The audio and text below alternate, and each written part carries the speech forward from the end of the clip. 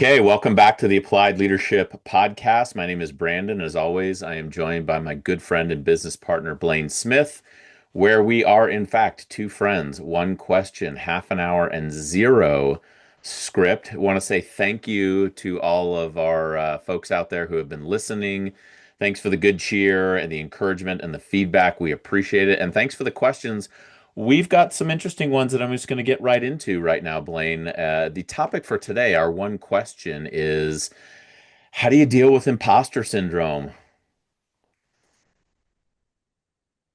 And I got to say, Fake it it's a till you common make one. it. Is Yeah, it's a that common one. it? Fake it till you make it. That was the advice in Ranger School, right? If you can't Yeah. dazzle them with your knowledge, baffle them with your bullshit. That's what I remember my Spec Force telling me before I went to school. Yeah. I used to say all the time when I was a cadet, I'm getting pretty far in life by giving the wrong answer confidently, Hmm.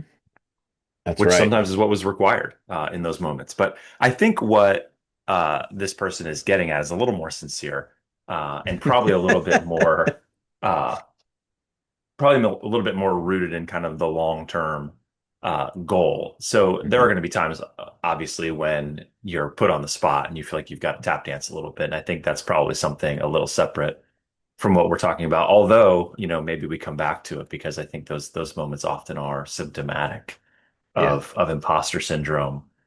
But we actually talk to people quite a lot about this because we're fortunate to work with emerging leaders and people that are kind of frontline leaders and folks who are leading and managing real important things, but maybe don't have a lot of experience doing it and are not quite sure whether or not they are qualified or certified to do so. Um, and I would say for me, I have never been a person, and I feel very fortunate because of this, but I have never been a person who has felt like I needed a degree, a certification, a qualification, some rubber stamp to say that I was allowed to do this, whether it's leadership development or executive coaching or right. anything else. Um, I have never really quite felt that way. My spouse, Jenny, is very much that way. She's really not comfortable getting into something or trying to do something or being paid to do something, whether it's, fitness, nutrition, backpack guiding, you name it, unless she feels that she's been through the proper training and certification and has been blessed off on by the authorities that say, hey, you can now do this. Hmm. And I don't know that that means she suffers from imposter syndrome or that I never do for that matter. But I think there are at least two fundamental dispositions toward these things sometimes, and it may skew a little male female, I think, a little bit, not exclusively, but I do think we see a little bit of that. Some folks are just a little bit more comfortable leaning into it and saying, well, nobody said I was qualified to do this, but I'm pretty confident I can figure it out. And there are other people that feel almost the opposite, meaning Right. I I could maybe do this, but I've not been assured that it's going to be okay. And so I'm feeling a little bit of hesitation. So those are kind of my initial thoughts, is just we probably should pause and acknowledge the fact that different people are going to feel differently about this, and it's not like a one size fits all kind of challenge. Yeah, I really like that starting point. And I also think it's valuable.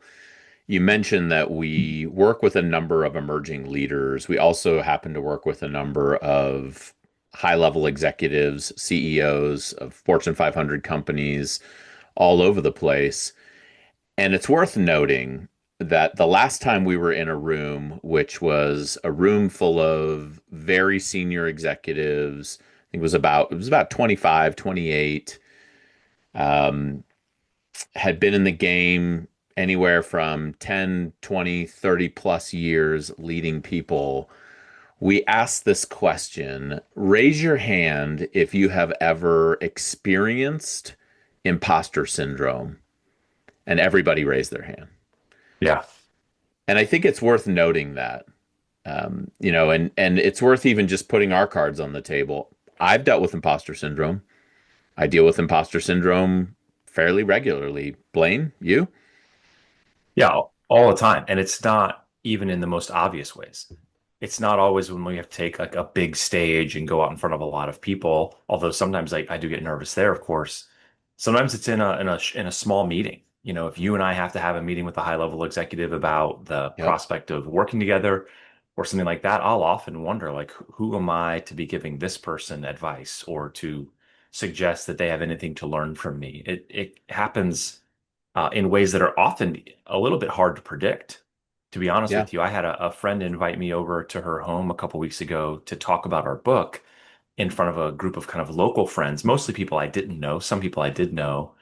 And this was just, people from around town here in Maine in someone's living room. And I felt as nervous to do that as I have in a long time because I'm like, who am I to have these people gathering in a living room and they're all going to sit around and everyone's going to pay attention to me for 15 or 30 minutes? Like, this seems like an Why? awkward party, Like, I don't know who would come to this kind of party.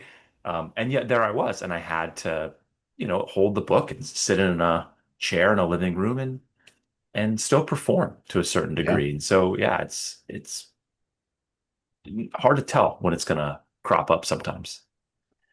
Yeah, I think it's worth maybe starting out with defining what is it? What is imposter syndrome? And essentially, imposter syndrome is this feeling that maybe I shouldn't be in this position, on this stage, in this role, whatever. Maybe I'm not qualified. There certainly are other people who are better qualified. Well, I just got lucky, and that's why I'm in this role. Who am I to fill in the blank? It is essentially what that experience is. It's an experience of self-doubt in the internal voice. It is that internal voice that is saying, "What are you doing? Like this isn't, who are you to be up here?"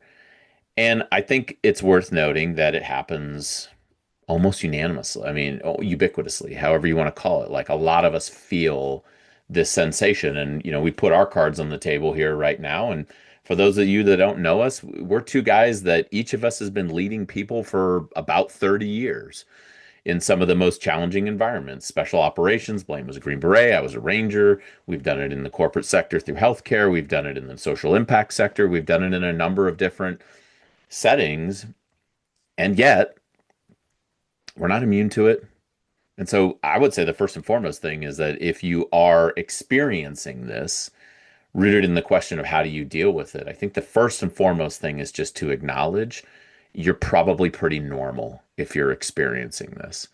If you're feeling some sense of, I'm just not super sure about this, you're in good company. I think that's the first thing to note, Absolutely. And which is true about many of the things that we discuss is one, recognizing that it's real and not trying to push it away, and further recognizing that is normal slash common, can go a long way to bring the stress or the temperature down on these things. Another thing I think we can do if we're now talking about how can we kind of reduce the effects of imposter syndrome. I think one of the things that I've always tried to do, and you and I encourage people to do all the time, is actually think about the facts or the context of the situation realistically. Because in your head, you might be hearing, who do you think you are, or who are you to be in this position, or what have you ever done to get people to listen to you from this stage, etc. And the truth is, there are good reasons. You know, your head might be telling you that there are not enough good reasons, or maybe you're not fully qualified, but chances are, if you've been promoted to a role, or you've been asked to come and talk at something, or you've been put in front of a classroom, it's not just for a reason. It probably is for several reasons. right? You've earned the right to hold that management role. You have earned the opportunity to speak in front of these people. You've done a number of things throughout your life and career to be in the position you're in. There's likely plenty of evidence to support you being exactly where you are, doing exactly what's being asked of you. And now the question is just, am I committed? Am I willing? Am I able to do this? And that's a different question. And I think a lot of times imposter syndrome is where we get wrapped up in trying to determine if we deserve to be where we're at. And it takes the focus off of what's really important, which is, can we execute what we've been asked to do? Can we deliver for the people who are paying for us to be here, who we serve? Can I put my best foot forward? Can I represent myself and my organization? That's what we really need to be focused on. And I know for you and I, when we have a bit of a high stress moment or we're going into a situation that we feel a bit nervous about, what we always come back to is these people have asked us to be here.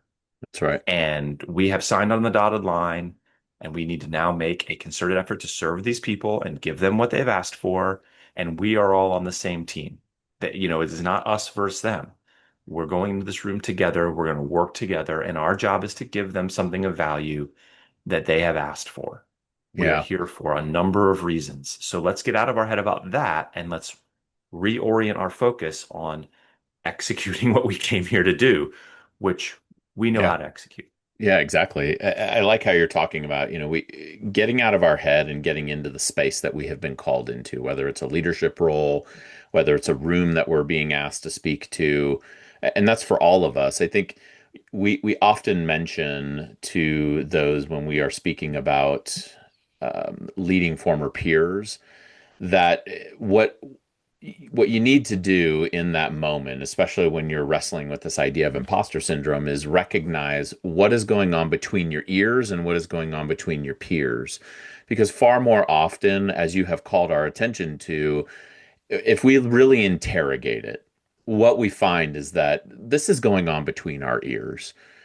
Outside of between our ears, it kind of stops there. There's really nobody out there that's kind of necessarily rooting against you. In fact, you mentioned us going into different rooms and hey, these people have invited us to come in and talk.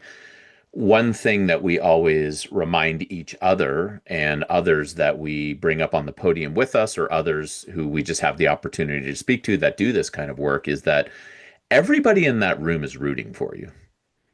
Nobody wants to show up to a room where you are speaking and say, man, I really hope they bomb. That's Man, I awkward for just, everybody. yeah, man, I just hope they suck. Right. And I think that just as well, when you're in a leadership role, think about how we feel as it relates to our leaders. None of us want a bad leader. None of us want to see our leaders like fall on their face. The likelihood that people within your team are not rooting for you is very low. But I don't think that we see that if we're too caught up in that internal doom loop, staying between our ears and thinking like, gosh, I just, I don't know, maybe, oh, it's just lucky that they put me up here. I didn't do anything to get into this. And the reality of it is that you probably have earned it. And there are probably a series of reasons, as you have rightly said, Blaine, as to why you are in that space. And so it's really worth, I think we've mentioned thus far, one, just acknowledge it for what it is. Don't just ignore it. It is what it is. Face it. Number two, interrogate it. Think about it internally. What are the reasons why I have been asked to do this? Three, think about it externally in terms of what am I here to do? Am I here to serve these people? Am I here to give them what they need? Am I here to operate in earnest yet imperfect? And I think that those are three really key things that we can do just from the jump, that we can start to actually maybe move through this, not ignore it, but move through it thoughtfully. Absolutely. I would summarize what you just said by, let's make it less about you and let's make it more about the job there is to do and the people you're there to serve. That can go quite a long way. I think another route I'll take this regarding how we can maybe reduce the effects of imposter syndrome is even if you've never done something exactly like this, you've probably done something at least sort of like this, right? And I think sometimes we get too caught up in what's different about what we're getting ready to do, and we don't focus enough on what's the same about what we're getting ready to do. And so while you might be in a new company or in a new role, or this might be a different size audience, you name it, what you're actually going to do is probably very similar in many ways to things you have already done and feel very confident in doing. So if you've got to go up and play a song on the piano in front of 6 million people, the piano is the same as it was when you were playing for six people, right? And so remembering what is rooted in consistency and what's familiar, I think is critical. I remember that old movie Hoosiers with Gene Hackman. Do you remember this? And Yeah, this small town Indiana team is going to go play for the state championship, and they're a little overwhelmed by the moment. And the right. coach goes out there with a tape measure, and they're like, "What are you doing?" And he's like, I just checked, the rim is still 10 feet above the floor. You know, the free throw line is still, the same distance from the rim. The court's still the same dimensions. Last I checked, this is still a basketball court. And so all we have to do is go out and play basketball. And I thought that was such a great, you know, uh, metaphor for what we all have to do when we're feeling a bit of imposter syndrome. Yeah, we maybe haven't played for a state title before. Maybe we've never been to Chicago or to Indianapolis, but you know, we've played basketball before. So maybe remind yourself, what about this experience or about this opportunity is comfortable or familiar to you, and a place where you can kind of start grabbing onto some confidence. Yeah, and I think with that, we can then shrink the world down. I think in many ways, what you're talking about is shrink the world down to what you can do and what you know to do in those moments. This is the classic Ranger School example when you get put in a leadership position. And we would tell people all the time when I was a pre-Ranger instructor, life is an open book test. So pull out your Ranger handbook, shrink the world down to what you can do next. It's the same in life, in leadership, in business. Shrink the world down to what you know is right to do and what you can do next, and focus on the work, right? Maybe you're new in a position. Okay, we generally know what to do in that regard. Take the next 60 to 90 days, pay attention, show up, understand, be helpful, ask a lot of questions, gain some understanding of what is actually going on within the space, and then you can start to make some decisions and whatnot. But I think that I think one of the things that might be really like a hotbed for imposter syndrome is when we try to look at boiling the ocean. We try to look at everything in one glance and say, well, there's no possible way I can do all of this. And, who am I to do all of this? Whereas opposed to, or in opposition to that, taking a look at what we have been asked to do, called to do, and starting to kind of chunk it down into those familiar steps and say, all right, what are a couple of key steps that I can stay focused on as a priority in this initial stage? Because what that will do is it will start to generate some confidence inside of us. And I think the point of imposter syndrome is it seems to be almost in direct conflict or opposition. Imposter syndrome seems to be in direct opposition of confidence. It degrades your confidence because how can you possibly feel confident and project confidence to others if you are too busy tearing down yourself inside? It's nearly impossible. Yeah, I think I like this idea of confidence. And you mentioned tearing down yourself. I think maybe the flip side of that coin is a lot of times when we're struggling with imposter syndrome, we are comparing ourselves to others, right? And Okay. so we're saying, "Hey, I'm in this job, but my last boss who had this job before me was way smarter than me and way more experienced." Or I've got to go and give a talk at this conference, and the other keynote speakers, are much more famous than me and have bigger audiences.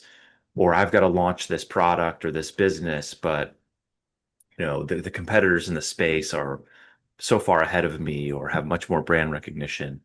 And I think that can really be where we get stymied and imposter syndrome takes root, is because we're spending so much time comparing ourselves to others. And there are a few instances where, doing market analysis or looking at the competitive landscape can be valuable.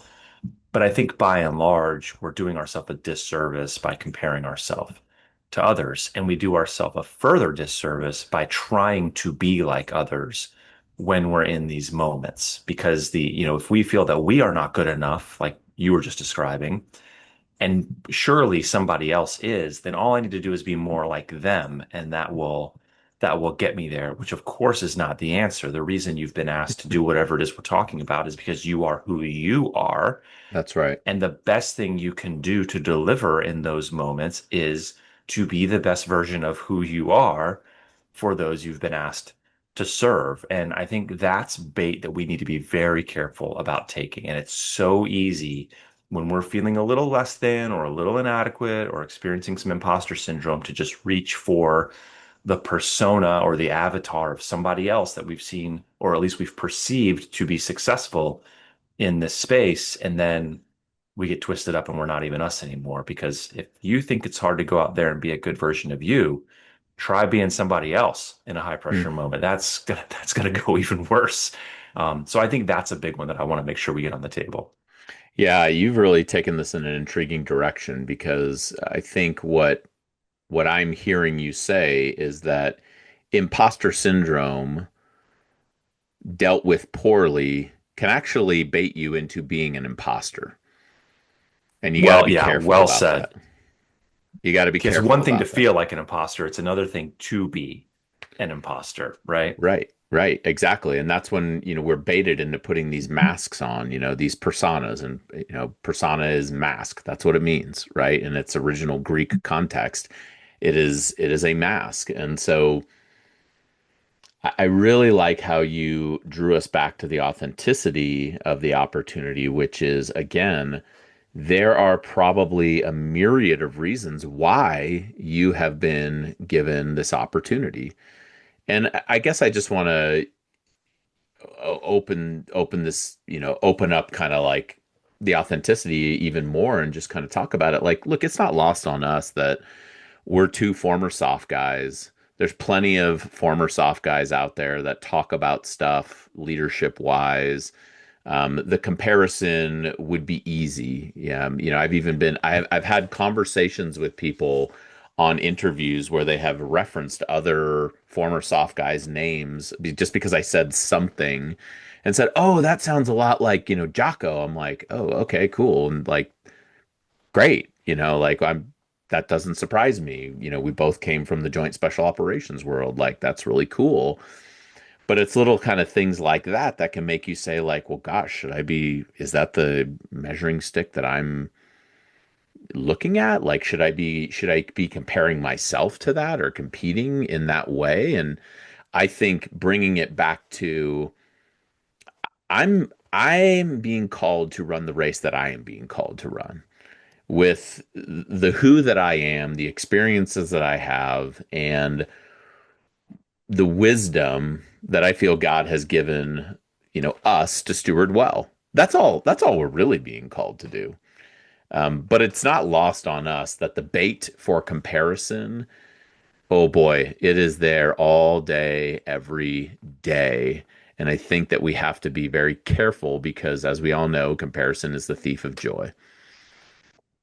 100%. I mean, the industry that we're in, and, basically leadership, there are hundreds of former soft guys, many of whom have bigger audiences and have made more money and written more Yep. books than we have. I mean, we would never would have started our business if we were crippled by that dynamic. And it's not like we didn't talk about it though, right? I mean, when you and Yeah. I started this, we thought about several things, but one of the things that we reminded ourselves of regularly was we believe we have something to offer and we're gonna offer it and do the best we can, and people will find it valuable.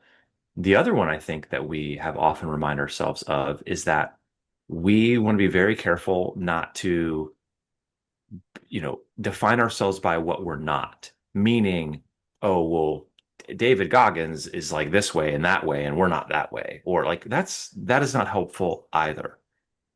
Ultimately, we're trying to be as true to who we are as we possibly can be. And we want to offer people things that are true and are useful. And that word often helps when we think about imposter syndrome. And I don't know how this lands with others, but useful has been a word we keep coming back to because again, it doesn't really matter who we are. Yep. All that matters is what we're offering useful for who they are. And again, you get out of your own head a little bit. There it is. I'd rather be useful than brilliant. We have hundreds of stickers made We up got that say the stickers same. even. Yeah, because Reminders.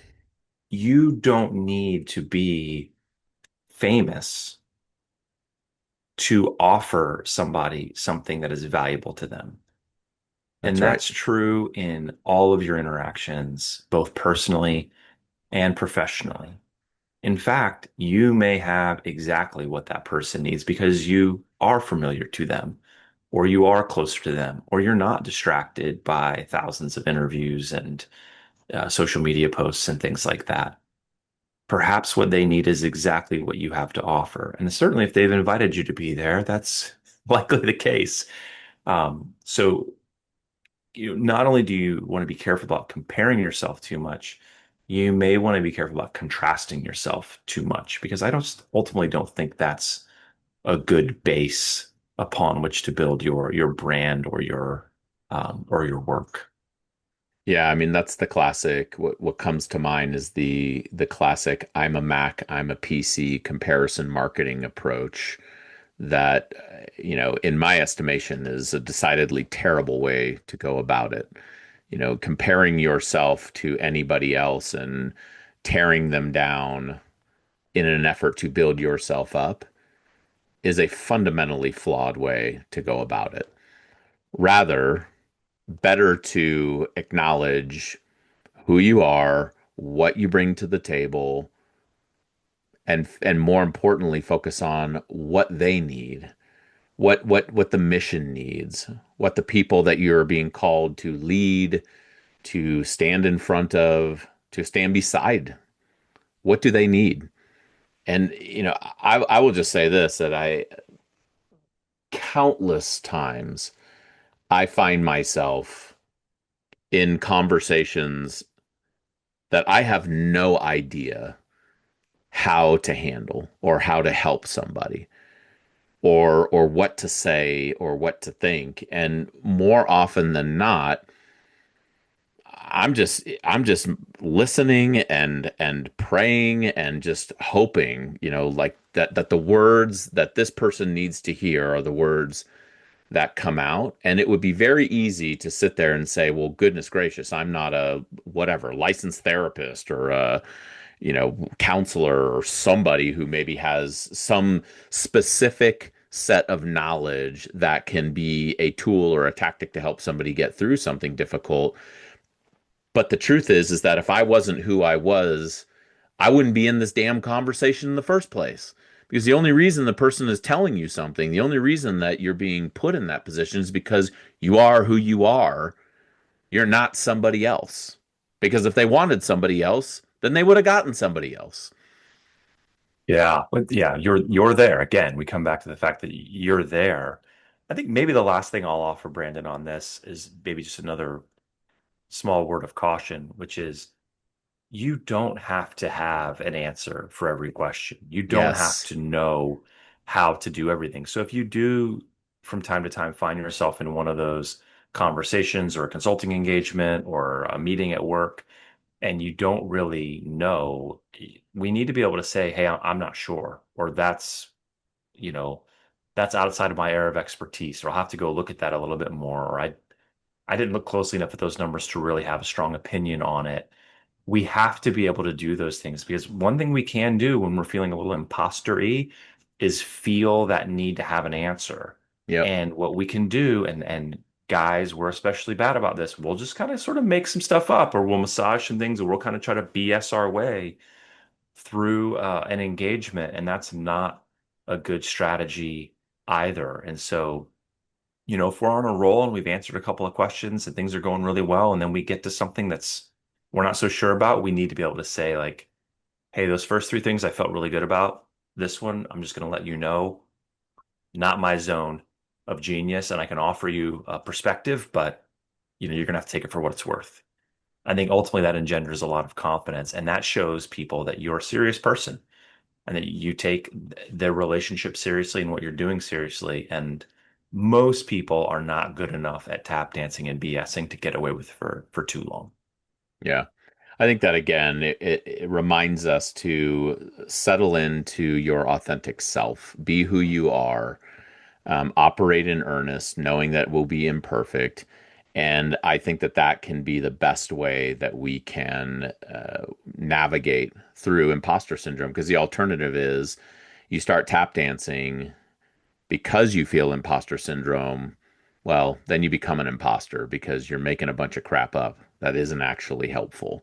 That's a great point. My favorite line from this whole conversation so far is don't let imposter syndrome cause you to ultimately become an imposter. That would be the biggest shame. And so that's maybe the a Yeah, good don't place take the to end bait. it. You Don't don't take the take the bait.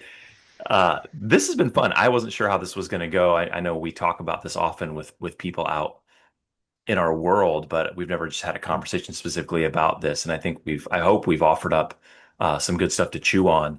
If you've got questions that you'd like to hear us kick around, we would love to have them. So please send us a note anytime. Contact at appliedleadershippartners.com. We look forward to reading them. We look forward to talking about them here on the podcast, and we look forward to seeing you guys next time.